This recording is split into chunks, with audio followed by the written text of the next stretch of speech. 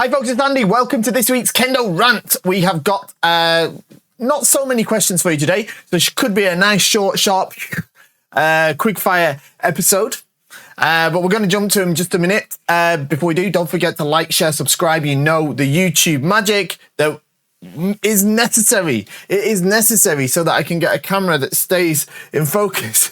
If you leave a comment down below using the word Kendo, or maybe even just use the word camera in focus, it makes my camera focus. I'm sure that's how it works. But even better, it helps increase the Kendo population, all right? So like, share, subscribe, leave a comment down below using the word Kendo, and we will increase the Kendo population. More importantly, if you like the show, if you like the content that I put out, I know I've been away for a couple of weeks. I wasn't here last week because I was in Bulgaria at the international Kendo championships in Ruse in Bulgaria, as I say. Had a seminar on Friday, was doing Shimpan on Saturday and Sunday, and I was a great panelist on Sunday as well. A great event, fantastic to be out there again for the third year in a row. Great to see all of my friends in that area of the world. Fantastic place if you get a chance to go. But yeah, we're back. We're back with the show this week. Tip of the week has been gone as well because of that, but it's coming back, all right? New tip of the week will be coming next week. That's where I give you short, bite-sized tips that can help your Kendo instantly. We do analysis videos. We do Q&As. We do instructional content, all sorts of things, and it's all free. All you have to do to keep it going, to keep the wheels turning, to keep the camera rolling and in focus. It's shop at KendoStar.com. KendoStar is the best Kendo equipment website in the galaxy. Of course, I would say that because I own the place, but everyone agrees with me. Shop at KendoStar.com. Okay, let's get to these questions. First one, why do you strike the Aiuchi out of range in Yonhonme? You said that it is intentional, but it doesn't make much sense to strike the air in front of the other person. So this is from a comment that was on the video that I've done about Kata in the past. This is about Kata Yonhonme, which is where the Uchitachi takes the Hasso no Kamae, Shitachi takes the Wakigamae. They take the 3 tentative steps in, up through Jodan and into the Aiuchi, and it's a kind of far distance when they strike, okay? And then when they come down, they're at that sort of distance to do the tsuki and the ukenagashi and kaishimen. So the reason so the question is why is it when they do the Aiuchi that they're not actually reaching the sides of, reaching close enough to hit the men? The reason for that is because the Uchitachi, I mean, it's not really written that clearly, but essentially the Uchitachi is unaware of the other side sort of intentions for a start, and also the what kind of sword that they've got. The kata starts from wakigamae for the shitachi, where the sword is invisible, all right? So they don't know if they've got a very long sword or a very short sword. So what they don't want is for, generally, I think, I'm not much of an expert on Kenjutsu. In fact, I'm not an expert at all on Kenjutsu. I know very little about it. But I don't think the wakigamae is the kind of position where you would normally make an overhead strike like this. It's more probably used for where you would come across this way or underneath. Whereas the Uchitachi doesn't want that to happen, especially if it's a very big sword. So they bait them into making an overhead strike by raising theirs up this way to get them to match, all right? At the end of the day, it might not be super logical to the nth degree, all right? But that's not necessarily the point of the kata, all right? Every single movement in the kata isn't necessarily 100% realistic, because the point of the kata is that it's a method of teaching swordsmanship, all right? It's a method of transmission. So it's about the lesson rather than the exact kind of logical accuracy of each specific movement. Of course, that is important as well, right? But what's important, is that from this point of kiri musubi, coming down to the chudan, into that tsuki, into that, I want to call it makikaishi, but I think it's ukeganashi is what it's called. I think you can call it makikaishi as well. I'm not sure. I need to check the book. the correct term on that one. Both of those make sense to me. But anyway, the lesson is there, right? So the kind of preamble to get to that point is not, it's not unimportant. It is important, and there's a reason why they take those tentative steps together, right? But that kata wouldn't be practical to deliver that lesson if you did it from a range where both sides could reach an actual shomeuchi, because you would actually hit each other, obviously. So that's not good either. And then obviously you'd be very close in order to do the ski. So yeah, that's my understanding of it anyway. I tell you what, right? There's the new book that Kendo World have just published. Is out, and I've got a copy of it. And I tell you what, right? Leave me a comment if you think we should do a book review. Like I'm feeling like I've got a couple of Kendo books that I think are really awesome, and I'm wondering if we should do like a book review series on the channel. It'd be kind of interesting. And maybe we could feature that. I'd have to reach out to Kendo World, check they're okay with me doing that. But I've been chatting with Alec Bennett Sensei recently anyway, and we're talking about getting him on the show anyway to do an interview. So yeah, I'll need to read the chapter on that, see if there's something in it there. But maybe there's a hint in there. Go and grab that book if you haven't got it. It's the Kendo no Kata, and it's originally by Inoue Sensei and translated by Alec Bennett Sensei. Next one. Okay, this one is doing kawasu because loss of seme, or just not ready, or try to do ojiwaza. Okay, this is a good question. So this was posted on the tip of the week that I did about kawasu. So kawasu is the act of evasion. All right, so when the opponent rushes in to hit you, often it's useful after you've done a hikiwaza, or maybe you've gone past them after doing do or something like that. You've turned around, they're chasing you down. They want to kind of hit you and push you out or something like that, but they've got a lot of momentum as they're coming in. It's the act of stepping in and turning, so you kind of swap places with them, and then setting you up really for a datotsu at that point.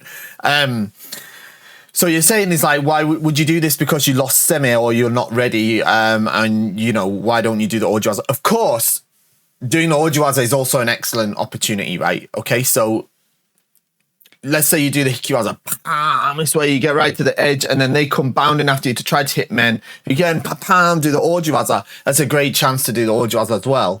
But it's not always possible. All right, it's not always possible. It depends on the situation. So the reason I introduced the idea of kawasu is to give you tools for the situation where maybe you aren't in a position to do that. All right. Yes, you can't, sometimes you're not ready 100% of the time. Nobody is. Of course, the ideal is to do that, but we're not robots, right?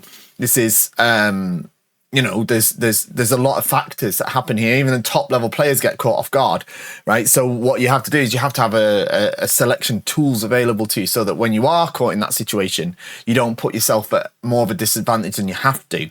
All right. So what the idea of kawasu is okay. So you do your hikiwaza, for example, right? And you don't get enough separation perhaps from your opponent.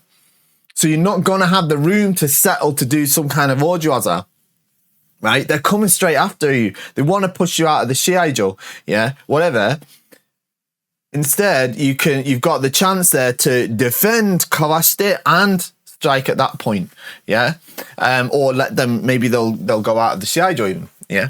Of course, it's great if you can do the ojiwaza. It's not about loss of seme, right? It's more about, if you're caught in a situation where you're not necessarily ready to respond with ojiwaza, or maybe the ojiwaza is not that effective on the opponent. There's a moment that's created if you do the good kawasu on the opponent. There's a moment that's created where they bound in, and it's like kata number 7 in a way, like to link back to kata. There's a moment in kata number 7, right, with Uchitachi, where they do the skin, they go, yeah, and then they realize that they've lost the door strike and the opponent's disappeared, right? Yeah, this moment where they kind of realize, right, they twig that the opponent's evaded them. Now, in this case, they do a Nuki door strike, but imagining we don't add that strike at that point. But if you do the good kawasa in that moment of a shiai, for example, the opponent who's coming bounding for men, they often haven't accounted for the fact that you might not be where they expect you to be. Yeah. And if you can do that well, they're going to go, oh, where did they go? Like that. And at that moment, there's going to be a momentary like pause in their thought process and their you know, concentration, where they go, huh, like that. And if you blast a men strike there, like Hikimen or something like that, or your door strike like that, you've got a really high chance of getting an Ippon. Really high chance. If you get it clean, obviously. Yeah. But it's moments like that where the chance of converting a strike into Ippon become much higher. All right. Look at the recent All Japan Championships, the women's final.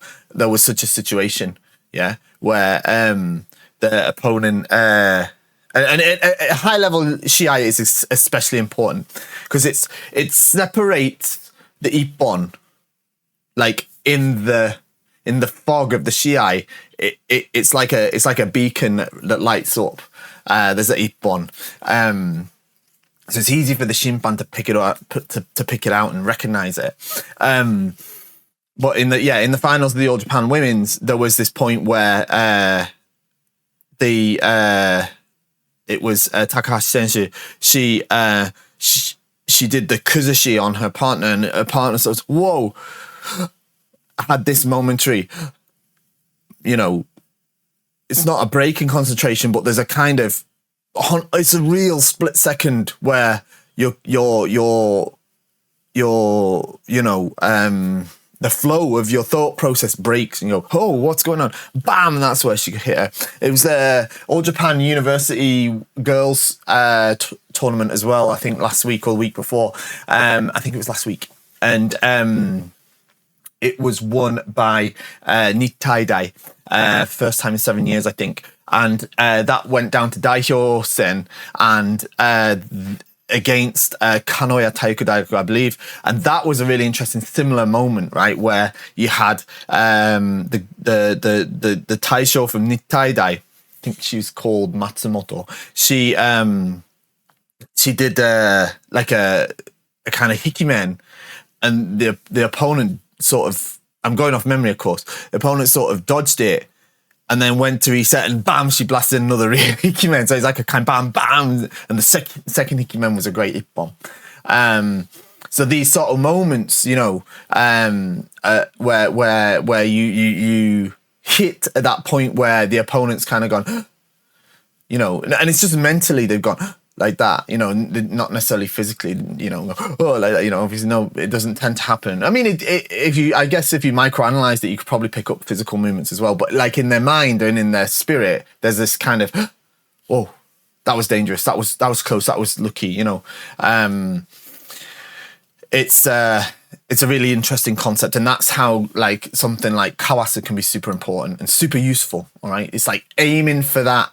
It's not aiming for even. It's like aiming to cause a minute break in the thought process and concentration of the opponent, and then striking in that instant is a great way to convert a strike to ippon. Next one, thank you for your sensei. I just bought a men from KendoStar and I wanted to try and maintain it well. Can we use paper towels instead of cloths when wiping, or will paper towel leave residue and should we avoid it? My advice would, this is on the video I did last week on Borger maintenance, right? So my advice would be not to use paper towels because they're probably a little bit too rough. I think you've got a good chance of like leaving bits of paper on them and stuff, on the Borger and stuff. I think you're better off using a cloth. All right. So if you get an old tenugui, or you can get, like in Japan, they would call it a zokin, like a little towel type thing. Use that instead. I would not advise using paper towels. Okay. Next one, dear Sensei, many of us are taught that when training a Kohai, you should adjust your level to be just one grade above theirs. The ethos being this would encourage growth. Then there are Senseis who are untouchable and unstoppable, as if to inspire us by showing their impregnability and sheer skill. I trust there is also an element of upholding the grade honour. Thou, 7th Dan, shalt not even close to defeat against anyone under a fellow 7th Dan. I don't know if there's that. Well, maybe, I'm sure there are with some people. With the above in mind, how should I approach my Kohais, especially when they don't shop at KS? Well, if they don't shop at KendoStar, then are they really a Kohai? So I've heard this before, like, oh, you should adjust your level to like just 1 or 2 downgrades above your partners. I'm not sure I fully follow that. It's not something I do myself, to be honest. And I don't, it's not something that I think senseis in Japan do, in my experience, that much. I haven't experienced that a lot, in at least.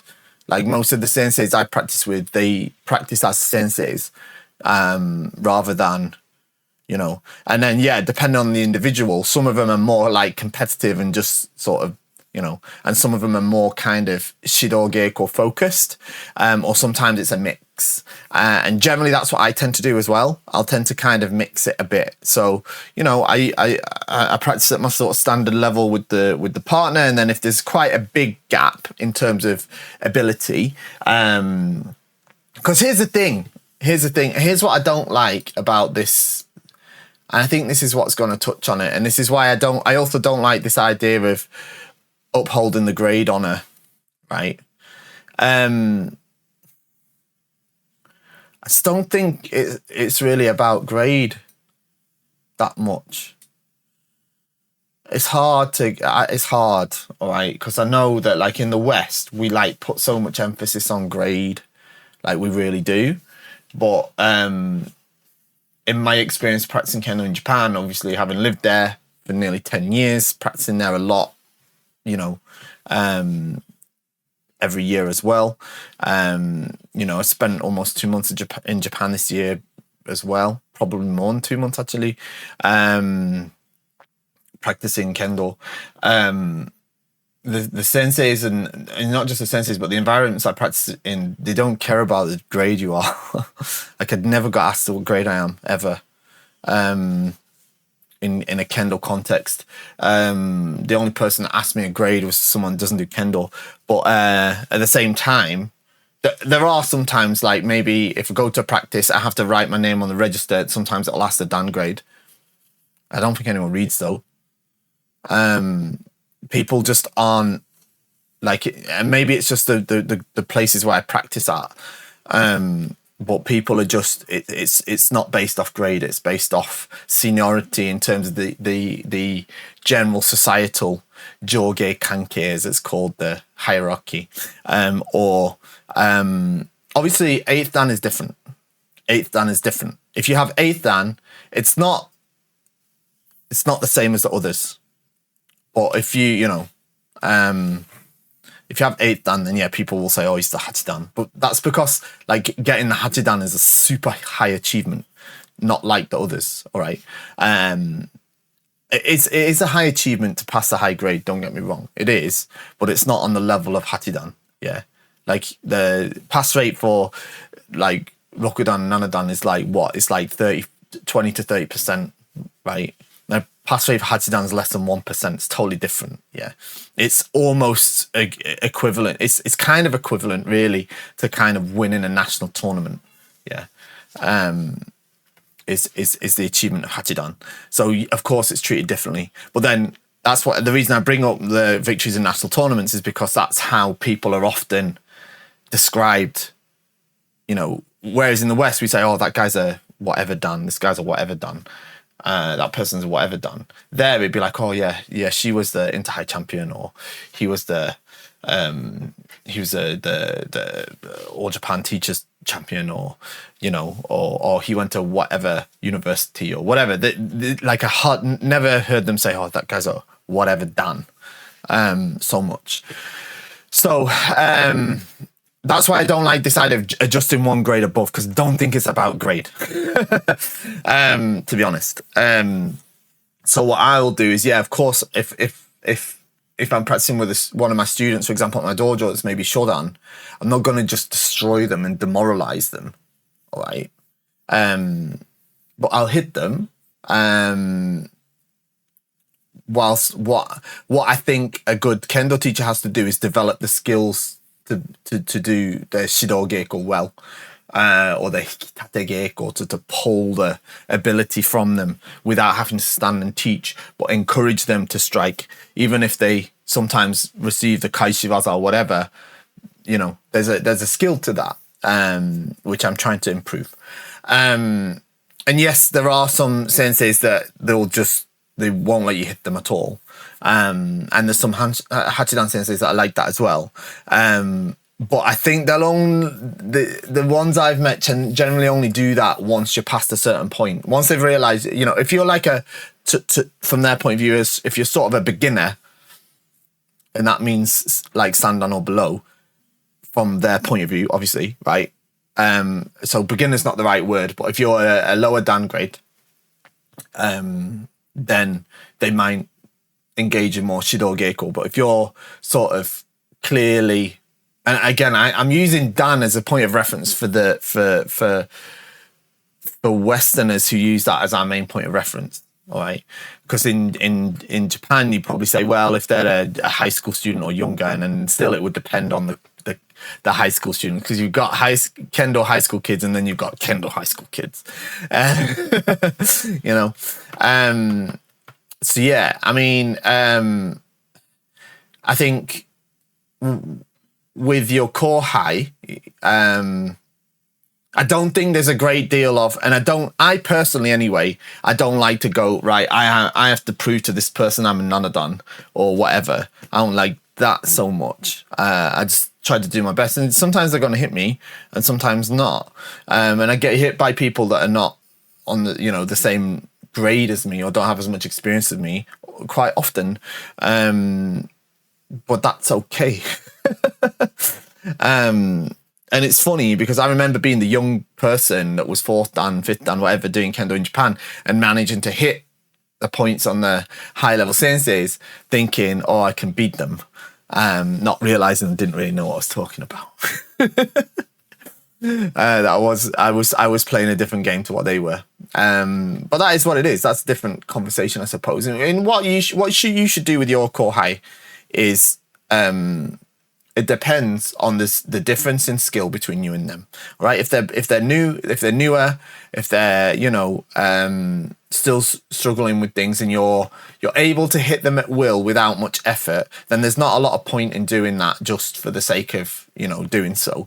Instead, you should try to encourage them, try to get them to hit, allow them to hit sometimes let them think that they've got a chance to hit, and then maybe do the kaishi or the debana. It's a good chance for you to practice your debana as well. But don't like do it as aha, I beat you. Just in a kind of encouraging way, really. Pam, man, and then turn around and then maybe let them hit the next one. You know what I mean? So that they don't know which ones are going to be successful or not. So it means that they've got to give everything to every single one, right? And they can realize then that if there's one that's open and they don't give everything to it because they're afraid they might receive the strike, they'll realize that by themselves. Do you know what I mean? So that sort of thing is the way to do it, I think. And then if the skill gap closes, I don't think you need to necessarily worry about whether you're senior or junior to them. I think you can just worry about interacting with them and see if you can make the good datotter. Is my point of view on that. Okay, next one. What's the best way to assert myself against opponents who ignore my seme? Even landing Ojiwaza doesn't seem to slow them down. I can obviously improve, but it seems like some opponents just aren't affected by it because I can get a good response from others of their same rank. Well, obviously that is going to happen sometimes. Some people are not fully engaging in Aiki, so they're kind of attacking 100% from their own volition, in which case it can be difficult if they're not recognizing your seme. But that's okay. you just have to try to. Is it impossible to get Seme to work against such an opponent? Is the question, I suppose. And I don't know if the answer is. I don't think that is true. Probably it is, but it just takes a little bit more work to get them to understand that they can't just attack randomly. Whether that means when you get them to attack, you do the Orji waza, whether it means you spoil their waza or you keep the Kamae. But it means that they can't just attack you when they feel like it. They have to kind of realize that at some point. And it means, of course, you have to make successful strikes so that they respect the threat of your strikes, right? So that's what Seme is, right? Seme is the concept of essentially affecting the other person's mindset to understand that they are likely to be hit. All right, and I think that's probably a very superficial, basic understanding of Seme. So there are probably other types of Seme as well, but I think Seme is slightly different to Sasoi though. So for me, Seme means to assail in Japanese, right? It means to assail. So I think there is an aggressive element to it. You could say that there's the kind of Sasoi where you allow the opponent to feel like they can attack freely so that you can do the Orji. There's that sort of opportunity as well, but I feel like that falls more into Sasoi than Seme. I'm not sure if that really properly falls into the category of Seme. I feel like to Seme, to do Semeru, you have to assail the other person's position. So it's a case of, you have to affect the other person's mindset or sort of spiritual outlook in the encounter, right? To I don't know if they have to. In other words, they have to feel as though that they might be. That there's a credible chance that they're going to get hit. All right, that they're going to get hit, and therefore they have to respond. Okay, that's what I feel like a good generic definition of Seme could be. So. The difficulty is whether you can communicate that to that side if they're not speaking the same metaphorical language as you in terms of Kendo, right? So what you have to do is you have to try to figure out how to break that barrier, all right? So like I say, does that mean, using your Orji waza, spoiling their waza, holding your Kamae, stuff like that is one way to communicate to them that their waza is not going to work. Because that's another thing they have to feel like, right? They have to feel like, I suppose, that they've got a credible chance of being hit and the chances of their waza being successful are reduced, right? So I suppose that's the first step. Is you have to really get over that barrier of convincing them, not convincing them, but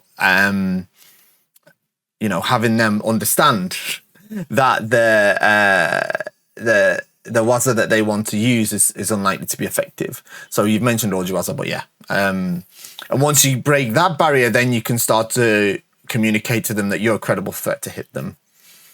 But it can be very difficult. And it doesn't work on lower people with less experience, all right? Because they don't understand what's going on yet, all right?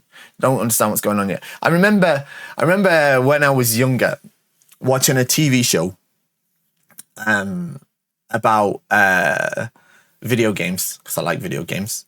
And it was, I think it was an interview with someone who was a competitive Street Fighter player. All right, not a competitive Street Fighter, but like played the game Street Fighter 2 or whatever the latest one was, competitively. All right, and they said that sometimes the hardest opponents for them were like the people that have never played before because they just act randomly, and they're very difficult to predict. And there's an element of that in Kendo. All right, so when you have the sort of randomness, or the, sort of matter that they haven't quite yet gained the understanding of DI or Aiki, then it can be difficult to communicate with them through Seme, right? They don't know what's going on. Sometimes they don't even register when they've been hit, right? So that's just a part of their learning experience. And this is why, and this is a separate point actually, but this is why you sometimes find players that have got kind of an intermediate's not quite the right term, but like maybe sort of a bit of experience, but not a lot, right? And they feel like they're being successful because they're hitting randomly, and the other side, sometimes they feel like they can hit points on more experienced players because the other side is unable to predict their movements, because they're not engaging in Seme Aiki and their attacks don't have DI. All right, they're just jumping in, and maybe they're fast, they've got odd timing, maybe their hands and feet aren't synchronized, so they manage to connect the Shinai to the other side's Borger, and then they, on that basis, they, develop a belief that is a successful strike. Okay, so you see this quite a lot. And then what happens is sometimes they have moderate success in the Shiai. All right, they have the moderate success in Shiai, but it's never the high level success. Okay, never the high level success, because once they're experienced players, and most importantly the experienced Shimpan, start to adjudicate the matches, they start to apply the entire criteria of Yuko Datotsu, which includes DI and Datotsu no Kikai. All right, so that means the rationale. In other words, strikes can't be random and be considered ippon. All right, it's part of the criteria, or it has to have rationale.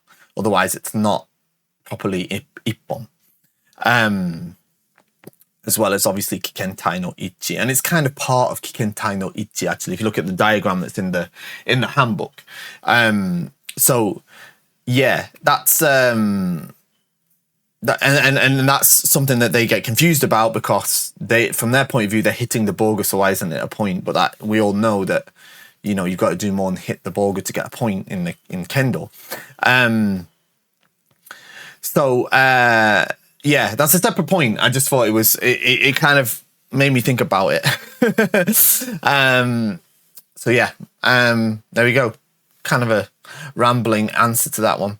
Okay, last one. Nice short episode today, like I say. I was at Shiai recently, and the scorekeeping was totally foreign to me. I'm looking for my rule book, because I know that's what's got the answers for this in. I think that's an older one. Okay, so I'm going to explain it to you because it's in the rule book.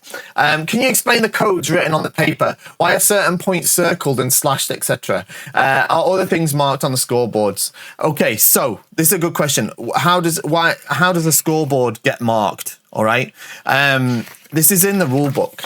All right, it's in the rule book. All right, this is the older version of the rule book. The latest one is 2023. It's available on KendoStar, but this is the one I have to hand. All right, scoreboards when they're written in English and written in Japanese are different. But let's have a look at them. So here's a scoreboard that would how it would look written in English. Now, when you're scorekeeping, often you'll have a piece of paper that looks something similar to a scoreboard.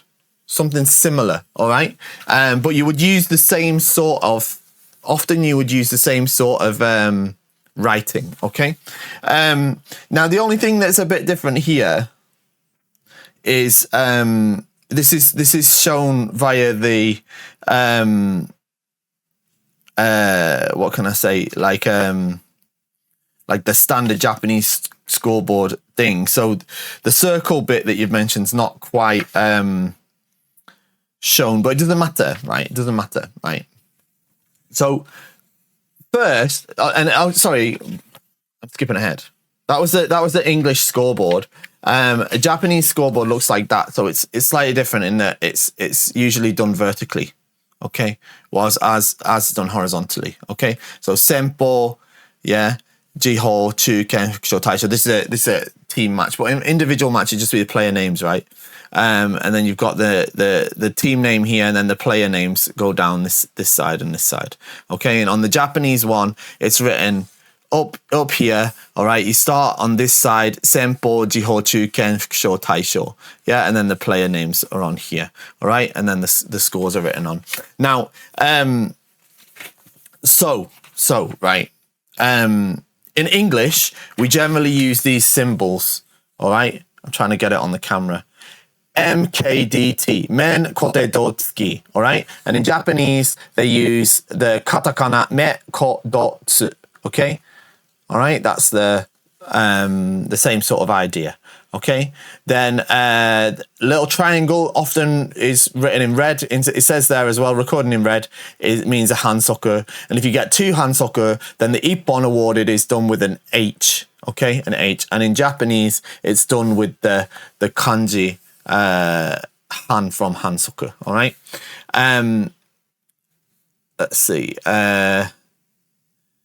Let's not worry about source cipher now, because it doesn't be recorded anyway. So victory by hante, if there's hante, then it would be usually recorded with a HT, and then victory by chusen, which nobody does chusen. I've never seen a shiai that's done by chusen. Chusen means to draw the straws. Then it's by C, okay? If it's a ippon gachi, so a victory with 1 point, then a number 1 is put on the board, if I can get that. And then if there's an encho, then the encho is written on there, okay? And if it's hikiwake, a cross. And if it's the sengachi, then the points are given to the winner side with just blank points, okay? So when that's recorded on a scoreboard, what we've got here, okay, so we've got the white side on this side and the red side on this side. Okay, I know it's not great in terms of focus, right? But trying to get it to show you, right? But the points, and I'm doing all this backwards as well. So the points go from the outside to the inside. All right. So on here, the red Senpo scored men. Okay, they scored men, and it was ippon gachi. So there was just 1 point win. Okay, ippon gachi. All right. So what would often happen here, especially if this is written by hand, you would put an M, and then you would draw a circle around it. All right. Now, the reason there's already a circle around this and there's a circle around all of these is because in Japan, often they use little plates that are round, and they, like, I think they're magnetic or something, and they stick them on the board. All right. But what they'll often do is, if it's the first point, it'll get a circle around it. All right. It'll get a circle around it. I'm seeing if I can find something here where I've got an example for you, but I don't think I do. I don't have anything I can show you, but basically it would have a circle around it. All right. And then if a second point is scored, like here on this match, there's 3 points in this match. Yeah. So the M, T, and K are all here. So it says the first point is this M. And that's why it's there. All right, it's on the outside because it's on the outside to the inside, right? But if this is a handwritten one, there probably wouldn't be circles around the T and the K, only around the first point. Okay, only around the first point. So you'd know that's the first point. So if you see a scoreboard or your score sheet or something like that, and there's points written on, and some are circled and some are not, then because you said there why are certain point circles, it's usually because they're the first points made. All right, in the match. Yeah. Then here you've got the same sort of idea on the other side, but in the Japanese one it goes from outside in as well, outside in. All right, but theirs is done vertically. If it's a ippon gachi, yeah, it gets a 1. Here, it looks like it was decided by hante after encho, all right? So there was an encho, and then they decided by hante, all right? And then on this one, there was no chuken on the red team, so this side got 2 points by fusen gachi. Okay, so fusen gachi means a victory with no fight, okay? So like that. So you just got 2 points like that. Okay. And then here we've got one side got the men strike, but the other side got the point via hand sucker. So this side must have done 2 hand sucker, and then this side got the point.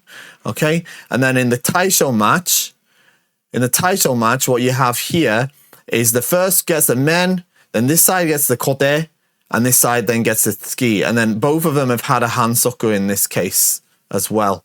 All right. And then there's a thing on the bottom to record the result. Now, if we look at the results here, we can figure out which team has won. All right. Which team has won. So we start with winners. All right. So the red team had 1 winner, 2 winner, and 3 winners. All right. 3 winners. So a 3 would go in there. Yeah. So we already know the red team's won because out of 5, 3 is the most, right? So they've got, it goes from the winners first. All right. But then you would count the points because this might be a league or a pool. All right. So the number of points might count as well. So then we count the points. So we've got 1 there, 2 there,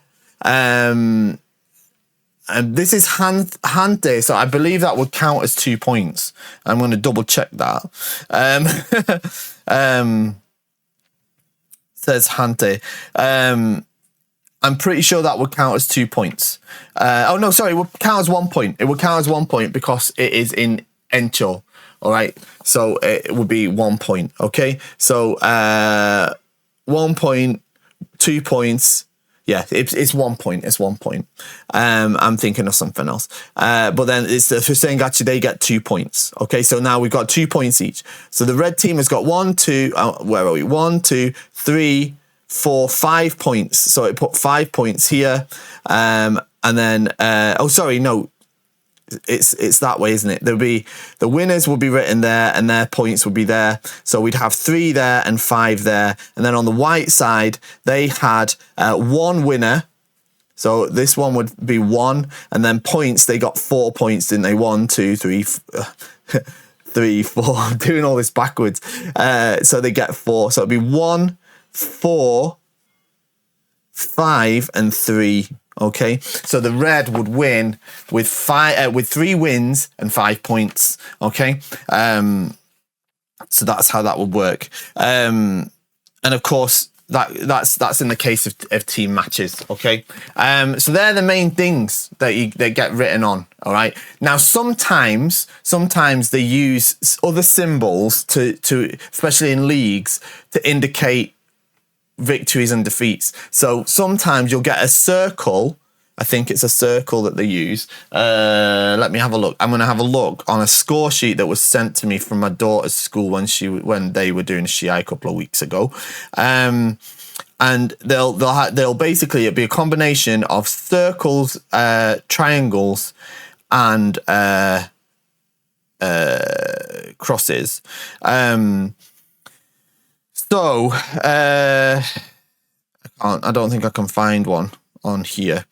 I can't find one on here. So,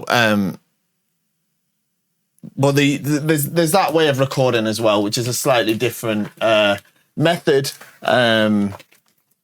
if I can still find anything from I'm looking for old score sheets from stuff. I've got a score sheet like that I use sometimes to record in Shiai. But I don't think I have any in here where I can properly give you an example.